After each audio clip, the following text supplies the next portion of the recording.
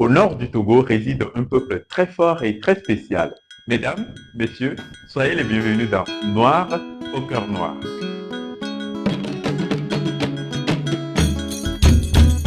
Artiste plasticien et passionné des cultures africaines, je me nomme tout simplement Agbadadia Armel, alias Dafé. Aujourd'hui, particulièrement dans la rubrique à la source, nous amenons au cœur du peuple Kabier, un peuple qui vit au nord du Togo, très spécial avec sa particularité de vivre avec la nature.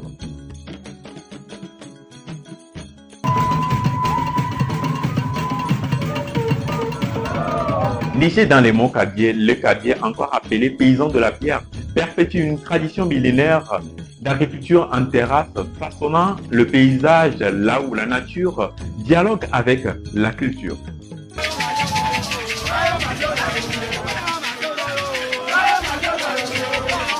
Mais leur identité va bien au-delà de ces murets emblématiques. La richesse de la culture kabier se manifeste dans les rites initiatiques marquant chaque étape de la vie. Leur jeune garçon consacre près de 8 ans à l'initiation par la lutte des Ivala, tandis que les jeunes filles traversent une année de rituels d'acquément, symbole de pureté et de passage à l'âge d'adulte.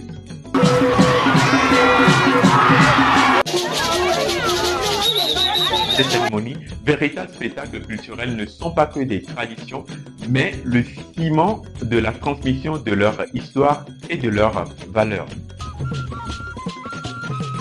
Chez les Kabiers, la nature est un sanctuaire. Les divinités, appelées Égolmières, au nord, prennent vie à travers des montagnes, des bosquets sacrés et des rivières.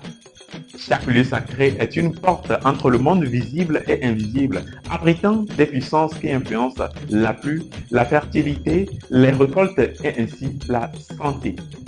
Pour les Kabiers, la nature n'est pas simplement qu'un décor, mais un allié, un miroir du monde social et spirituel.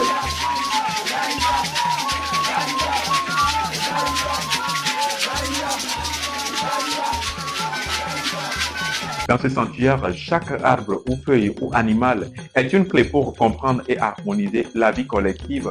Une vision partagée par d'autres peuples comme les Bouaba du Burkina Faso.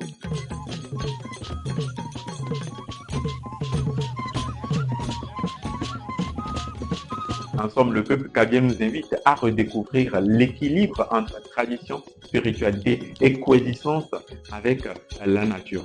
Leur mode de vie, ancré dans la pierre et surtout élevé vers le très haut, est un témoignage vibrant de résilience et de sagesse.